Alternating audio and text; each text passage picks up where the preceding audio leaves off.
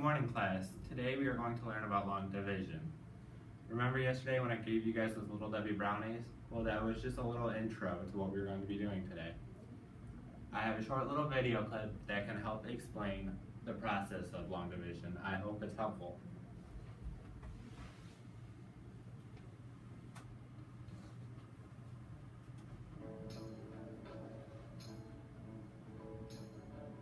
I've been trying to get it right.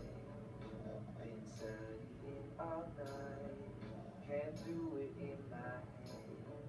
Can I calculate instead? My teacher said.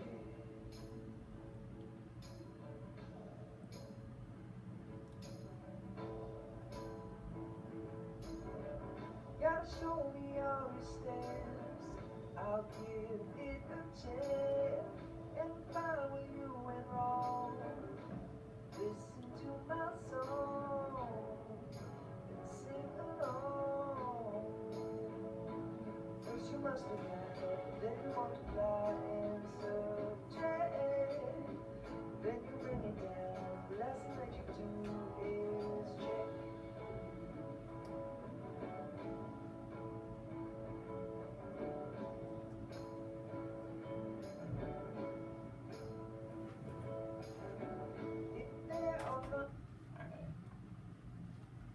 I hope everyone enjoyed that short little video. If someone could please get the lights, we'll begin our lesson.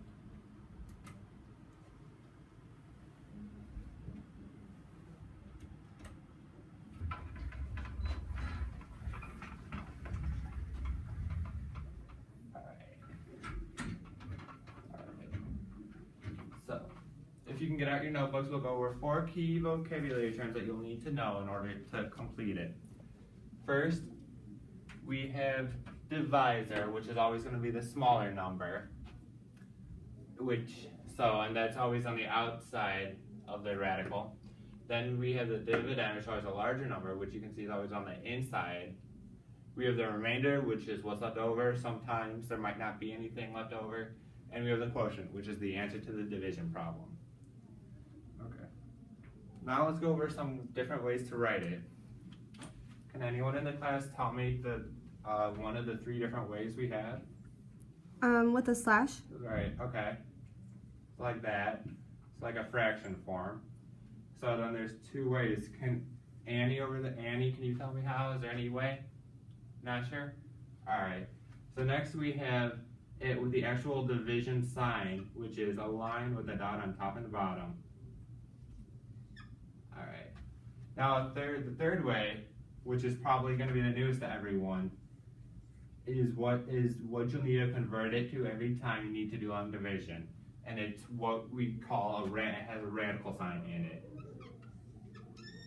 So with this radical sign, we always need a larger number on the inside. Can anyone tell me what the larger number is from one of these 4 terms? The dividend? Right. So then we always put that on the inside. So that means the divisor always goes on the outside here. And those are the 3 different ways we have to write it. Like I said, we always need this form to complete long division. Alright, so here is the way that I have to complete long division. I've always liked this and I remember it. We have Debbie made some chocolate brownies, or divide, multiply, subtract, compare, bring down. I know it seems a little confusing at first, but I'll show you how it makes sense in a little bit. Okay, if you can get your worksheet out from yesterday, we'll go over example 2 on it. So, first, we're going to have 79 divided by 9. So, can anyone tell me the first step on what we have to do? You would have to put it in the correct form. Right, good job. And then would that form be 1, 2, or 3 on the board? 3. 3. Okay, so we have this radical. And so then we know divisor, which is the larger number, always goes on the inside. Oh, I'm sorry, the dividend is a larger number, so it always goes on the inside. So we have that is 79. and then the divisor is a smaller number, which is 9. So we look at this and we can tell that 9 can't go into 7, but it can go into 79. So this is our first step. We can divide. And we know that goes into it evenly 8 times. So we just did the Debbie part, or divide. Next, we multiply. So we have 9 times 8, which we know is 72. And then from there, we just complete the first 2 steps Debbie made, or divide, multiply. Now we have to go to sum here, or subtract. So we subtract these, and we get 7 left over. And now is a very important part, because you always need to make sure this number is smaller than this number. You got to compare them. Right? There's the chocolate part in there. And you know, if this is ever larger, you know you've done something wrong. So you go back and restart the problem, because this always has to be smaller. So we compare them. Now we go to the final step of brownies here, or bring down, which we know there's nothing left to bring down. So then we have. So does anyone know what this number would be down here on the bottom? The remainder? Right, the remainder. So we have a remainder of 7.